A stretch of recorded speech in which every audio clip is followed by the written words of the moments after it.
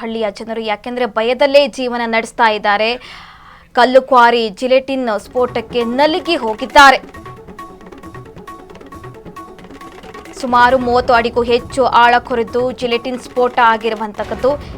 ಆಳದಲ್ಲಿ ಸ್ಫೋಟ ಮಾಡ್ತಾ ಇರುವುದರಿಂದ ನಡುಗುತ್ತಿರುವ ಗ್ರಾಮ. ಸ್ಫೋಟ ಮಾಡಿದಾಗೆಲ್ಲ ಗ್ರಾಮಸ್ಥರಿಗೆ ಭೂಕಂಪನ ಅನುಭವ ಆಗ್ತಾ ಇದೆ. ಲಕ್ಷಾಂತರ ರೂಪಾಯಿ ಹಣ ಖರ್ಚು ಮಾಡಿ ಕಟ್ಟಿರುವ ಮನೆಗಳು ಡ್ಯಾಮೇಜ್ ಆಗಿದೆ. ನಿಯಮ ಉಲ್ಲಂಘಿಸಿ ಮೈನಿಂಗ್ ಮಾಡ್ತಿರುವ ಅಧಿಕಾರಿಗಳು ಸೈಲೆಂಟ್.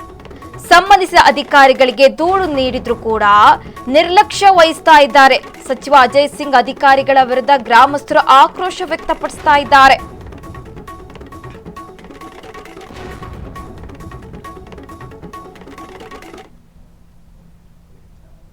ಕಲ್ಲು ಕ್ವಾರಿ ಜಿಲೆಟಿನ್ ಸ್ಫೋಟಕ್ಕೆ ಕರಗಿಹಳ್ಳಿ ಗ್ರಾಮಸ್ಥರು ನಡುಗಿ ಹೋಗಿದ್ದಾರೆ. ಬ್ಲಾಕ್ ಸ್ಟೋನ್ ಮೈನಿಂಗ್ಗೆ ನಡುಗುತ್ತಿರುವ ಕರಗಿಹಳ್ಳಿ ಜನರು, ಯಾಕೆಂದ್ರೆ ಅಲ್ಲಿನ ಜನರು ನೆಮ್ಮದಿಯಾಗಿ ಬದುಕ್ತಾ ಇಲ್ಲ, ಭಯದಲ್ಲೇ ಬದುಕು ನಡೆಸ್ತಾ ಇದ್ದಾರೆ. ಮೈನಿಂಗ್ ಸ್ಫೋಟಕ್ಕೆ ಗ್ರಾಮದ ನೂರಾರು ಮನೆಗಳು ಡ್ಯಾಮೇಜ್ ಆಗಿರುವಂಥದ್ದು, ಗೋಡೆಗಳು ಬಿರುಕು ಬಿಟ್ಟಿದೆ. ಜೀವ ಭಯದಲ್ಲಿ ಗ್ರಾಮಸ್ಥರಿರುವಂತಹದ್ದು. ಯಾಡ್ರಾವಿ ತಾಲೂಕಿನ ಕರಕಹಳ್ಳಿ ಗ್ರಾಮದಲ್ಲಿ 10 ವರ್ಷದಿಂದ ಮೈನಿಂಗ್ ನಡೀತಾ ಇದೆ. ಗ್ರಾಮಸ್ಥರಿಗೆ ಬಹಳ ಸಮಸ್ಯೆ ಆಗ್ತಾ ಇದೆ. ಆದರೆ ಸಂಬಂಧಪಟ್ಟ ಅಧಿಕಾರಿಗಳು ಕೂಡ ಇದ್ರ ಬಗ್ಗೆ ತಲೆ ಕೆಡಿಸ್ಕೊಳ್ತಾ ಇಲ್ಲ. ಗಣಿ ಮತ್ತು ಭೂ ವಿಜ್ಞಾನ ಇಲಾಖೆಯ ನಿಯಮಗಳನ್ನು ಗಾಳಿಗೆ ತೂರಿ ಮೈನಿಂಗ್ ಮಾಡಲಾಗ್ತಾ ಇದೆ. ಸುಮಾರು 30 ಅಡಿಗೂ ಹೆಚ್ಚು ಆಳ ಕೊರೆದು ಜಿಲೆಟಿನ್ ಸ್ಫೋಟ ಮಾಡಲಾಗ್ತಾ ಇದೆ. ಆಳದಲ್ಲಿ ಸ್ಫೋಟ ಮಾಡುತ್ತಿರುವುದರಿಂದ ಗ್ರಾಮ ನಡುತ್ತಾ ಇರುವಂತದ್ದು. ಈ ಹಿನ್ನೆಲೆ ಗ್ರಾಮಸ್ಥರು ಭಯದಲ್ಲೇ ಜೀವನ ನಡೆಸ್ತಾ ಇದ್ದಾರೆ.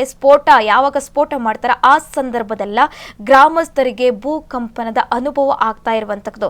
ಲಕ್ಷಾಂತರ ರೂಪಾಯಿ ಹಣ ಖರ್ಚು ಮಾಡಿ ಮನೆಗಳು ಕಟ್ಟಿದ್ದಾರೆ. ಆ ಮನೆಗಳು ಕೂಡ ಡ್ಯಾಮೇಜ್ ಆಗಿರುವಂತದ್ದು. ನಿಯಮ ಉಲ್ಲಂಘಿಸಿ ಮೈನಿಂಗ್ ಮಾಡ್ತಿದ್ರು ಕೂಡ ಅಧಿಕಾರಿಗಳು ಸೈಲೆಂಟ್ ಆಗಿದ್ದಾರೆ, ಕ್ರಮ ತೆಗೆದುಕೊಳ್ತಾ ಇಲ್ಲ. ಸಂಬಂಧಿಸಿದ ಅಧಿಕಾರಿಗಳಿಗೆ ದೂರು ನೀಡಿದ್ರು ಕೂಡ ನಿರ್ಲಕ್ಷ್ಯ ವಹಿಸ್ತಾ ಇರುವಂತದ್ದು. ಹಾಗಾಗಿ ಸಚಿವ ಅಜಯ್ ಸಿಂಗ್ ಅಧಿಕಾರಿಗಳ ವಿರುದ್ಧ ಗ್ರಾಮಸ್ಥರು ಆಕ್ರೋಶ ವ್ಯಕ್ತಪಡಿಸ್ತಾ ಇದ್ದಾರೆ. ಕಲ್ಲುಕ್ವಾರಿ ಜಿಲೆಟಿನ್ ಸ್ಫೋಟಕ್ಕೆ ಕರಕಹಳ್ಳಿ ನಡುಗಿ ಹೋಗಿರುವಂತದ್ದು. ಅಲ್ಲಿನ ಗ್ರಾಮಸ್ಥರು ಭಯದಲ್ಲೇ ಜೀವನ ನಡೆಸ್ತಾ ಇದ್ದಾರೆ. ಈ ಮೈನಿಂಗ್ ಸ್ಫೋಟಕ್ಕೆ ಗ್ರಾಮದ ನೂರಾರು ಮನೆಗಳು ಕೂಡ ಡ್ಯಾಮೇಜ್ ಆಗಿರುವಂತದ್ದು, ಗೋಡೆಗಳು ಬಿರುಕು ಬಿಟ್ಟಿದೆ. ಜೀವ ಭಯದಲ್ಲಿ ಗ್ರಾಮಸ್ಥರು ಜೀವನ ನಡೆಸ್ತಾ ಇದ್ದಾರೆ. ಯಾಡ್ರಾವಿ ತಾಲೂಕಿನ ಕರಕಹಳ್ಳಿ ಗ್ರಾಮದಲ್ಲಿ 10 ವರ್ಷದಿಂದ ಈ ಮೈನಿಂಗ್ ನಡೀತಾ ಇರುವಂತದ್ದು. ಆದ್ರೂ ಕೂಡ ಕ್ರಮ ಕೈಗೊಂಡಿಲ್ಲ ಅಧಿಕಾರಿಗಳು. ನೋಡ್ಬೋದು ಸರ್, ಇದನ್ನ ಕಟ್ಟಿ 2 ವರ್ಷ ಆಯ್ತು ಮನೆ ಕಟ್ಟಿ. ಹೆವಿ ಬ್ಲಾಸ್ಟ್ ಮಾಡ್ತಾ ಇದ್ದಾರೆ. 100-150 ಫೀಟ್ ಏನಪ್ಪ ಅಂದರೆ ಮೈನಿಂಗ್ ಬ್ಲಾಸ್ಟ್ ಮಾಡ್ತಾ ಇದ್ದಾರೆ.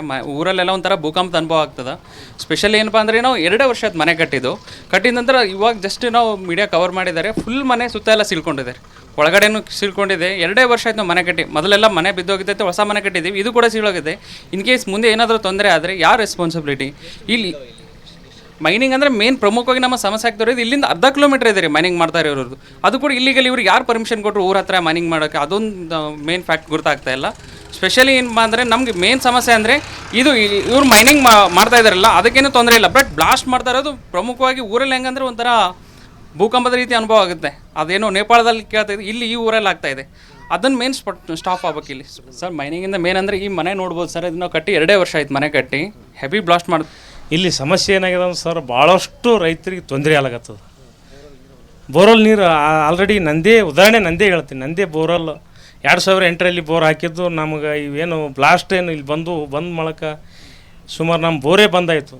4 ಇಂಚು ನೀರು ಇರ್ತಿತ್ತು, ಬೋರ್ವೆಲ್ ಬಂದಾಯ್ತು. ನಮ್ಗೆ ಏನು ಮಾಡ್ಬೇಕು ನಾವು ಇಲ್ಲಿ? ನಾವು ಯಾಕಂದ್ರೆ ಈ ಒಂದು ಒಣ ಹವಾಮಾನ ಪ್ರದೇಶದಾಗ ನಾವಿವಿ. ನಮಗೆ ಕುಡಿಯೋಕೆ ನೀರಿನ ಸಮಸ್ಯೆ ಇಲ್ಲಿ ಭಾಳಷ್ಟು ಅದ. ಯಾಕಂದ್ರೆ ಇಲ್ಲಿ ನಮ್ಮಲ್ಲಿ ನೀರಾವರಿ ಇಲ್ಲ. ಈ ಒಂದು ನಮ್ಮ ಇಜೇರಿ ಹೋಬಳಿ ಏನು ಬರ್ತದೆ ನಮ್ಮ ಜೇವರ್ಗಿ ತಾಲೂಕಿನಲ್ಲಿ, ಇಲ್ಲಿ ಸುಮಾರು 24 ಹಳ್ಳಿ ಕೂಡ ಭಾಳ ನೀರಿನ ಸಮಸ್ಯೆ ಅದ. ಅದರಲ್ಲಿ ಇವತ್ತು ನಂಬಲ್ಲಿ ಏನು ಇದು ಮೈನಿಂಗ್ ಏನು ನಡೆಸ್ಯಾರ ಬ್ಲಾಸ್ಟಿಂಗ, ಇದ್ರಲಿಂತ ನಮ್ಗೆ ಭಾಳಷ್ಟು ತೊಂದರೆ ಆಗ್ಯಾವ ಸರ್ ನಂಬಲ್ಲಿ. ಈ ಬಗ್ಗೆ ಮಾತನಾಡೋದಕ್ಕೆ ಸ್ವತಃ ಗ್ರಾಮಸ್ಥರಾದ ಬಸವರಾಜು ದೂರವಾಣಿ ಸಂಪರ್ಕದಲ್ಲಿದ್ದಾರೆ. ಸರ್ ನಮಸ್ತೆ. ನಮಸ್ಕಾರ ಮೇಡಮ್ ಅವರೇ. ನಮ್ದು ಆಲ್ರೆಡಿ ಈಗ 2 ಬೋರ್ ಹಾಕ್ಸಿನ್ರಿ ಮೇಡಮ್ ಅವರೇ. 2 ಬೋರ್ ಫೇಲ್ ಆಗಿದ್ರಿ.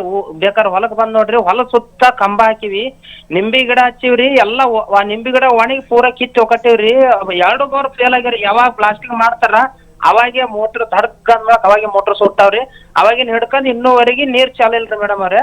ಇನ್ನ ಒಂದ್ರಿ ಆ ಬ್ಲಾಸ್ಟಿಂಗ್ ಕಲ್ಲು ಬರ್ತಾವಲ್ಲ 1 ಫೀಟ್ ದರ ಒಳಗ್ ಹೋಗ್ತಾವ ಭೂಮ್ಯಾಗ ಅಷ್ಟು ಸ್ಪೀಡ್ ಕಲ್ಲು ಬರ್ತಾವ್ರಿ ಅಲ್ಲಿ ಬ್ಲಾಸ್ಟಿಂಗ್ ಮಾಡಿದ್ರಿ. ಬೇಕಾರೆ ಕಲ್ಲು ಸುದಕ್ಕೆ ತೋರಿಸ್ತೀವಿ ಹೊರಗೊಳದಾಗ ಹೆಂಗ್ ಕಲ್ಲು ಬಿದ್ದಾವ ಹೆಂಗ್ ಕಲ್ಲು ಇದಾಗ ಆ ಕಲ್ಲು ಸುದಕ್ಕೆ ತೋರಿಸ್ತೀವಿ ಬರ್ರಿ. ಮನಿಗಳಂತ ಪೂರಾ ಹೆಂಗಂದ್ರಿ 2 ವರ್ಷನ್ಯಾಗ ಕಟ್ಟಿದ ಮನಿಗಳು ಪೂರಾ ಬ್ರಿಕ್ ಬಿಟ್ಟಾವ್ರಿ. ಆ ತರ ನಡೆದ್ರಿ. ಏನ್ ಸಲ ಹೇಳಿದ್ರು ನಾವು ಅವ್ರಿಗೆ ಏನ್ರಿ ಹಿಂಗ್ ಮಾಡ್ಲಕ್ ಹೋಗ್ಬೇಡ್ರಿ ಅಂತ ಕೇಳಕ್ ಹೋದ್ರ ನಾವ್ ಪರ್ಮಿಷನ್ ತಗೊಂಡಿವಿ ನಾವ್ ಇದು ಮಾಡಿವಿ ಅಂತ ನಮ್ಗೆ ಕೇಳಕ್ ಹೋದವ್ರಿಗೆ ಬೆದರ್ಸ್ತಾರ ಅವ್ರು. ಈ ತರ ಇದು ಮಾಡ್ತಾರ ಮೇಡಮ್ ಅವ್ರೆ. ಎಷ್ಟು ವರ್ಷದಿಂದ ಈ ಸಮಸ್ಯೆ ಆಗ್ತಾ ಇದೆ ಸರ್ ನಿಮಗೆ? ಈ 10 ವರ್ಷ ಆಯ್ತರಿ ಮೇಡಮ್ ಅವ್ರೆ. ನಾವ್ ಸಲ ಕೇಳಿದ್ರು ಸಣ್ಣ ಮೀನ್ ಇದ್ರೊಳಗೆ ಏನದ ಸುಮ್ 5 ಫೀಟಿನ ಅಷ್ಟೇ ನಿಮ್ ಇದ್ರ ಮಾಡಂದ್ರ 100 ಫೀಟ 30 ಫೀಟ 50 ಫೀಟಿನ ಒಳಗಿನ ಹೋಲ್ ಹಾಕ್ತಾರಿ. ಒಮ್ಮೆ ಭೂಕಂಪ ಆದಂಗ ಆತರಿ. ಅಧಿಕಾರಿಗಳಿಗೆ ಈ ಬಗ್ಗೆ ನೀವು ಮನವಿ ಮಾಡಿದ್ದೀರಾ? ಈ ಬಗ್ಗೆ ತಿಳಿಸಿದ್ದೀರಾ?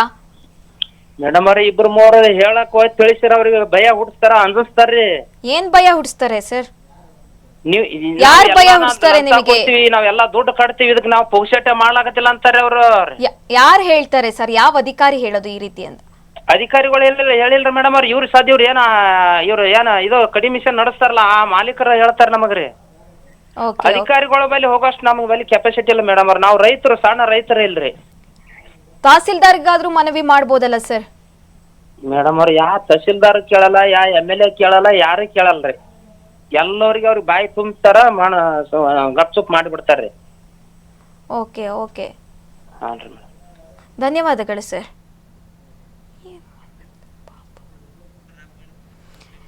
ಎಸ್, ನೀವು ದೃಶ್ಯದಲ್ಲೂ ಕೂಡ ಗಮನಿಸ್ತಾ ಇರಬಹುದು 10 ವರ್ಷದಿಂದ ಮೈನಿಂಗ್ ನಡೀತಾ ಇದೆ. ಯಾವ ರೀತಿಯಾಗಿ ಗ್ರಾಮಸ್ಥರಿಗೆ ಸಮಸ್ಯೆ ಆಗ್ತಾ ಇದೆ ಅಂತ ಹೇಳಿ ಮನೆಯ ಗೋಡೆಗಳು ಕೂಡ ಬಿರುಕು ಬಿಟ್ಟಿರುವಂತಕ್ಕದ್ದು ಬಹಳ ಸಮಸ್ಯೆ ಆಗ್ತಾ ಇದೆ. ಅಲ್ಲಿನ ಗ್ರಾಮಸ್ಥರು ಕೂಡ ಅಳಲನ್ನು ತೋಡ್ಕೊಳ್ತಾ ಇರುವಂತಕ್ಕದ್ದು. ಅಧಿಕಾರಿಗಳ ಗಮನಕ್ಕೆ ತಂದರೂ ಕೂಡ ಯಾವುದೇ ಕ್ರಮ ಕೈಗೊಳ್ತಾ ಇಲ್ಲ, ನಿರ್ಲಕ್ಷ್ಯ ವಹಿಸ್ತಾ ಇದ್ದಾರೆ. ಸಚಿವ ಅಜಯ್ ಸಿಂಗ್ ಇರ್ಬೋದು, ಅಧಿಕಾರಿಗಳ ವಿರುದ್ಧ ಗ್ರಾಮಸ್ಥರು ಆಕ್ರೋಶ ವ್ಯಕ್ತಪಡಿಸ್ತಾ ಇರುವಂತಕ್ಕದ್ದು. ಗಣಿ ಮತ್ತು ಭೂವಿಜ್ಞಾನ ಇಲಾಖೆಯ ನಿಯಮಗಳನ್ನು ಗಾಳಿಗೆ ತೋರಿ 10 ವರ್ಷದಿಂದ ಮೈನಿಂಗ್ ಮಾಡಲಾಗ್ತಾ ಇದೆ. ಯಾವ ರೀತಿಯಾಗಿ ಸಮಸ್ಯೆ ಆಗ್ತಾ ಇದೆ ಅಂತ ಕೂಡ ನೀವು ದೃಶ್ಯದಲ್ಲಿ ಗಮನಿಸ್ತಾ ಇರಬಹುದು. ಗೋಡೆ ಯಾವ ರೀತಿಯಾಗಿ ಬಿರುಕು ಬಿಟ್ಟಿದೆ ಅಂತ. ಸ್ಫೋಟ ಯಾವಾಗ ಮೈನಿಂಗ್ ಸ್ಫೋಟ ಆಗುತ್ತಾ ಆ ಸಂದರ್ಭದಲ್ಲಿ ಭೂಕಂಪನದ ಅನುಭವ ಆಗುತ್ತೆ ಅಲ್ಲಿನ ಗ್ರಾಮಸ್ಥರಿಗೆ. ನೂರಾರು ಮನೆಗಳು ಕೂಡ ಡ್ಯಾಮೇಜ್ ಆಗಿರುವಂತಕ್ಕದ್ದು.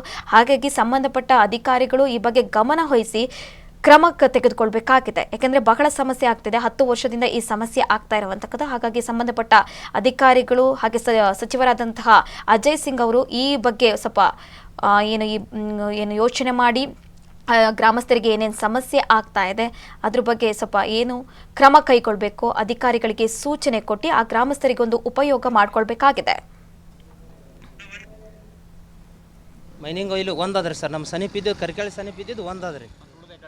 ಉಳಿದು 2 ಅವ್ರೆ. ಅಲ್ಲಿ ನಮಗೇನು ತೊಂದರೆ ಇದ್ದಿದ್ದು ಮೇನ್ ಇದು ಒಂದೇ ರೀ ಸರ್. ಅಂದ್ರೆ ಒಂದು ಪೂರಾ ಬಿಲ್ಡಿಂಗ್ ಕಟ್ಟಿ ಇನ್ನೂ ಒಂದು 7-8 ವರ್ಷ ಆಗಿಲ್ಲ ರೀ, ಪೂರಾ ಬಿಲ್ಡಿಂಗೇ ಡಮಿನೇಷನ್ ಆಗಿದ್ದಾರೆ. ಆ ಥರ ಬಿದ್ದು ರೀ ಸಾಲಿ ಸ್ಕೂಲ್ ಬಿಲ್ಡಿಂಗ್ ರೀ ಪೂರಾ ಬಿದ್ದು ಸರ್. ಈ ಬಗ್ಗೆ ಮಾತನಾಡೋದಕ್ಕೆ ಸ್ವತಃ ಗಣಿ ಮತ್ತು ಭೂವಿಜ್ಞಾನ ಇಲಾಖೆ ಉಪನಿರ್ದೇಶಕರಾದ ಸೋಮಶೇಖರ್ ಅವರು ಇದ್ದಾರೆ. ಸರ್ ನಮಸ್ತೆ.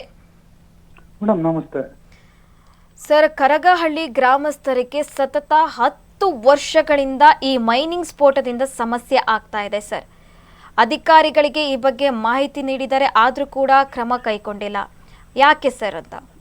ಮೇಡಮ್ ಮಾಹಿತಿ ಬಂದಿಲ್ಲ, ಮಾಹಿತಿ ನೀಡಿದ್ದಾರೆ ಅಂತ ಹೇಳ್ತಾ ಇದ್ದಾರೆ, ಮಾಹಿತಿ ಬಂದಿಲ್ಲ.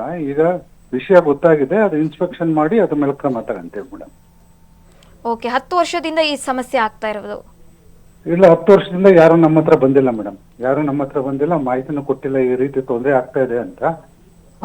ಮಾಹಿತಿ ಅಥವಾ ಏನೋ ಕಂಪ್ಲೇಂಟ್ ಕೊಟ್ಟಿದ್ರೆ ನಾವು ಇಷ್ಟೊತ್ತಾಗಲೇ ಬಂದು ಕ್ರಮ ತಗೊಂತ ಇದ್ವಿ.